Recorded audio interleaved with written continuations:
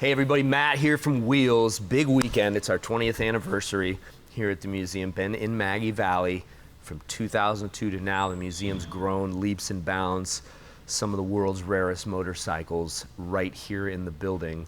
Coming up this Saturday, we're going to be running 20 of those bikes. And right now we're doing last minute preparations, working on one of the rarest, the holy grail of American motorcycles, the Crocker motorcycle. So incredible history about Crocker motorcycles. Make sure you tune in tomorrow at 1 o'clock. We're going to be telling you all about the history of the bikes made in Los Angeles. Just a handful of them out there today.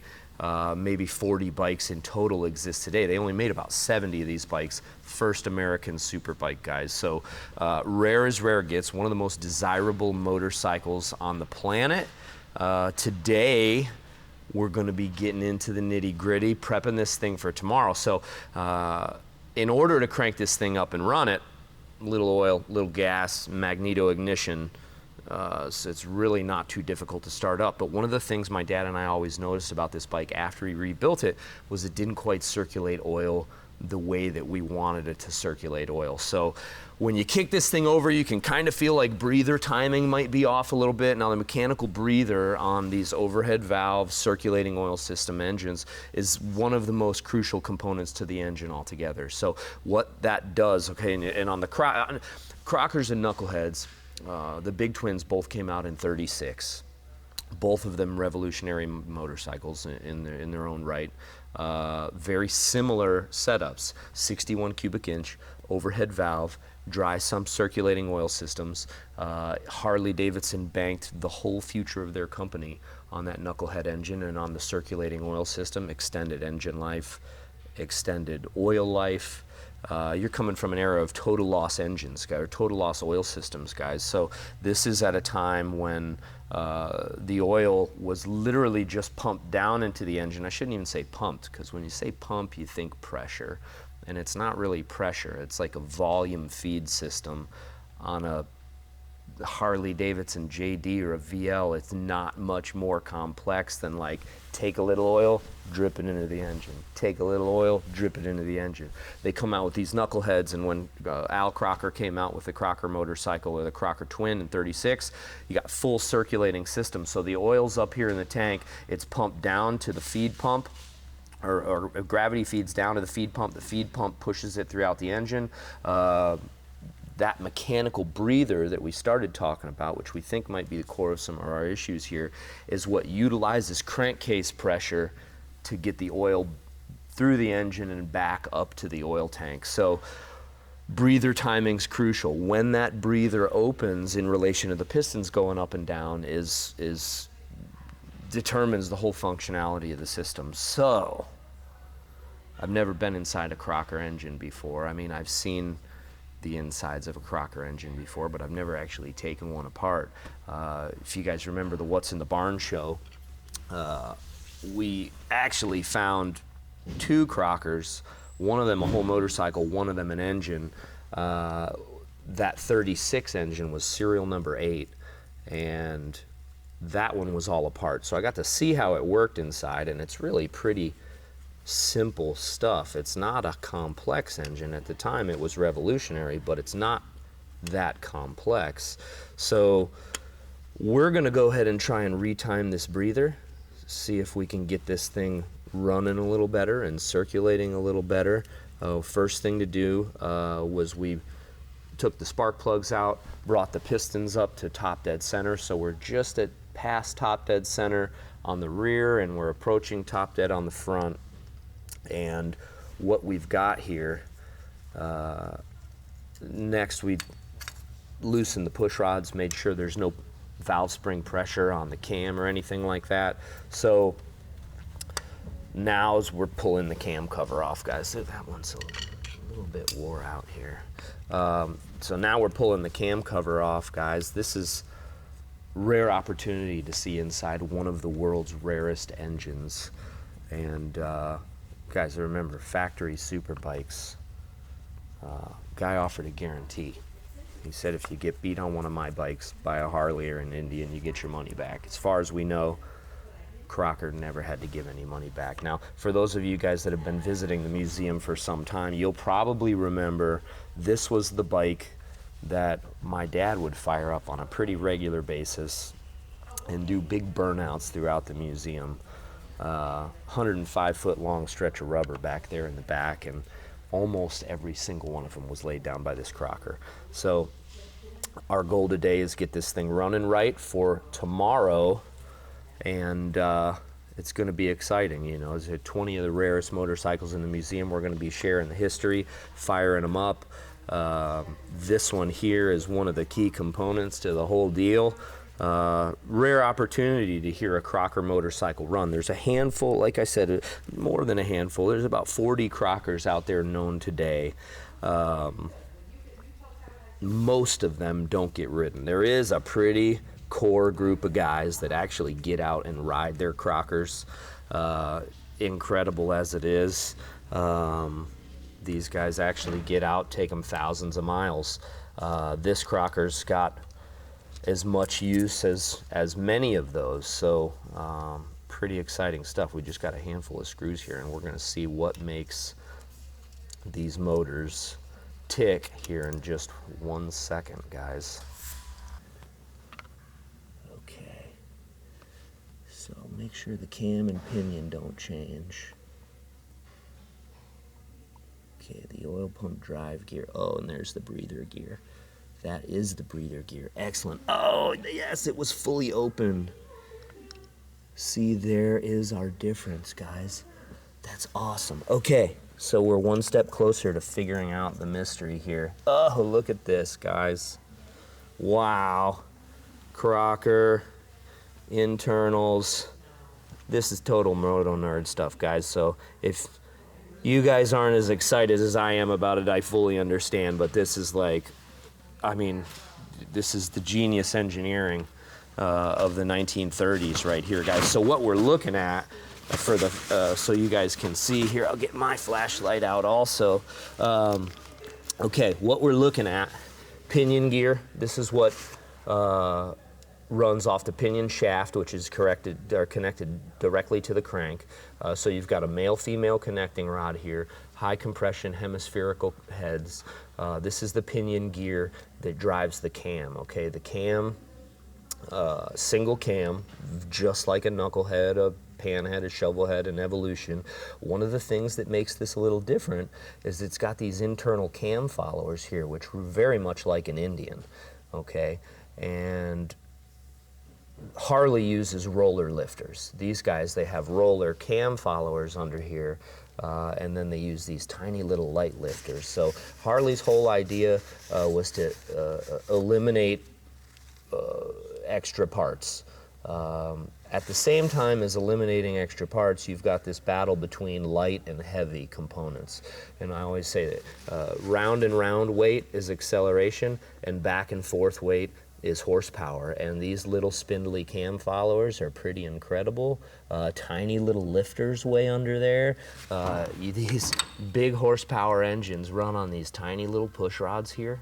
So pretty incredible stuff. So what it looks like, as soon as I can find the breather hole itself, I'm gonna have to pull this gear out. This is the breather gear, okay? Now what we're looking at is you've got the holes in the breather there. That's interesting. There's holes on both sides. And then the hole back that way. Okay, the hole's back over here. So what this is doing is allowing crankcase pressure from inside. You see in the hole in there, we're looking at the flywheels. Can you see in there, Steve? Yeah, so there's the inside of the, yeah, that's the flywheel right inside. So as those pistons go up and down, crankcase pressure comes out of this hole, and then there's a hole over this way. You can actually see my flashlight making light against the inside of the case over there. So there's a hole over on this side, and it does a couple things. One, it allows the crankcase pressure to exchange, and two, it actually mists oil directly at the cam and the followers. So it's one of the ways that the rotating components inside of this engine get oiled, or inside of the cam chest get oiled. So very neat stuff. Holes on both sides. So that must be, you know, now these work 2-to-1 versus the pinion. Remember, the cam is, if there's 20 teeth on this one, and I didn't count, but if there's 20 teeth on the pinion, there's 40 teeth on the cam. The valves open every other rotation. The cylinder fires every other rotation. So we're going to go ahead, and so we're at the top, Chris, right? Yep. Okay, pistons are at the top on the rear cylinder, which means the breather ought to be just starting to open. When the pistons are coming down, you want crankcase pressure ventilating into the cam chest. So the way we're gonna do this is, so I think, okay, yep, I can just see it starting to open, Chris. If you look, now you guys probably won't be able to see this, but we're just starting to open on the hole. And I think that's gonna be our, so it seemed to me like it may have been a little retarded. Retarded means it's happening too late. So it looks like the breather gear may have been happening too late. And actually this is a 180 setup.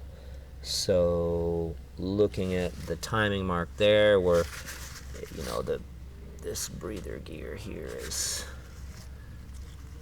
we'll flip it so that the timing marks actually line up.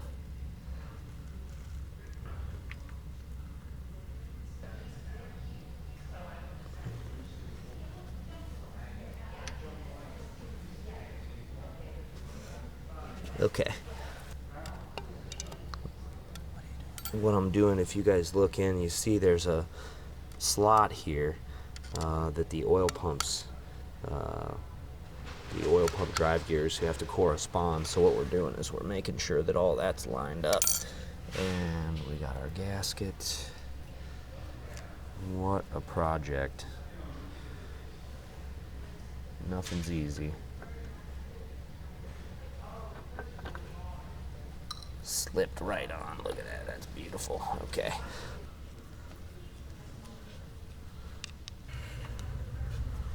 Okay. So we should be, what do we got? Are we down low on these guys? We're gonna do the fronts first. Okay. So those are good. Let's rotate it fully and see. Coming up in the front. Yeah, okay, that's good. Front one can go back down. Down. That one's a little tight. That one's perfect. Good. The one in the back's perfect. Holy cow. All right. Oil line's back on. While we're at it, I got the feed line loose, Chris. Let's bleed this line. So how about we're getting really close, y'all. So let's grab a quart of oil. Okay. Mike, would you grab a quart, maybe even 2 quarts? In that box there. In that box. And we'll get this started. What we want to do is, let's go with the 50, if you don't mind. There's another, the Valvolines in there are the 50. So what you want to do anytime you fill a motorcycles up, and I'm sure a lot of you guys probably know this, you want to bleed the feed line. The last thing you want is creating some airlock because you just filled the empty tank up and left a bunch of air in between the oil pump itself and the oil tank. So what we're gonna do is watch for it coming out down on the bottom. Chris, you want to dump that in for me? Go for it. And I'll start tightening this up when we get a little bit of a flow.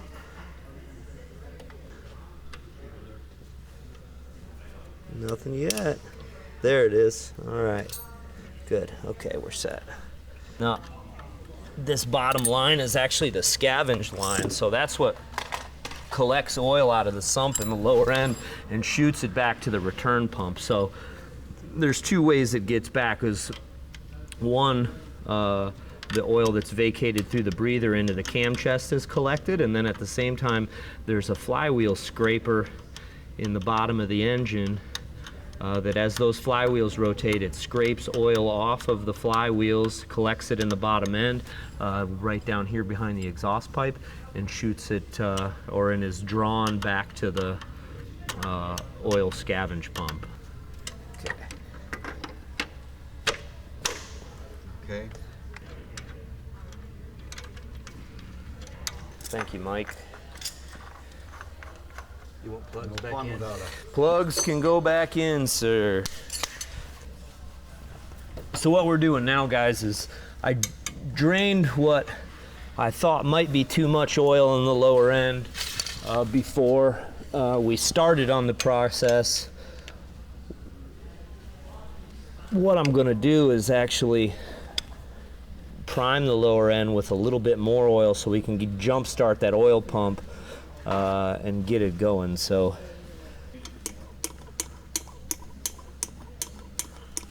it's been a lot of work this morning, and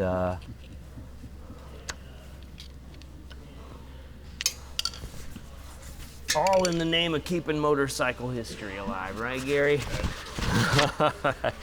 So, all right, guys, 1940 Hemi head Crocker. Quick recap on what we did. Now, again, guys, the bike hasn't been running probably a year. We decided, since it wasn't circulating oil last time, or it was circulating oil, but it just wasn't flowing really well. It had kind of a weird wheeze to it when you kick it, so we kind of diagnosed the breather problem. It was like a breather was timed wrong. So fixed the breather timing. Of course, when you have all the gears out, you got to retime the magneto. Readjusted the push rods. We haven't touched the carburetor, so hopefully all that's fine. It's been a year. So, and again, the whole purpose is tomorrow on Saturday, we're going to be running 20 of the rarest motorcycles in the building, and I would say that this one is pretty ready to run, guys. 20th anniversary here at the museum, and what we're doing is firing up 20 of the rarest and most significant motorcycles inside of the museum. We're, bikes that haven't run, a lot of bikes in here we run every day. Some bikes we run occasionally, and then there are the bikes that we run very rarely. And tomorrow we're going to be picking some of those very rarest motorcycles and firing them up for the first time. So we're all pretty excited about it, or for the first time in a long time. The Crocker here is ready to go. We've got gas, we've got oil in the oil tank. Kickstart challenge, guys. We're raising money for our fire suppression system. It's been 20 years here in Maggie Valley, and the collection's grown leaps and bounds over the years, and very much one of the rarest and best collections of American motorcycles anywhere in the world. And we're working this year, hopefully with your help, to get our fire suppression system all set up. So this bike is ready to go, gassed up, oiled up. I think everything should be ready to run on the instant. Make sure you guys tune in tomorrow and you can see it happen along with 20 other motorcycles. Thanks for joining us. Kickstart Challenge 2022. Thanks for all your help, guys. Support the museum if you can. And we'll see you tomorrow.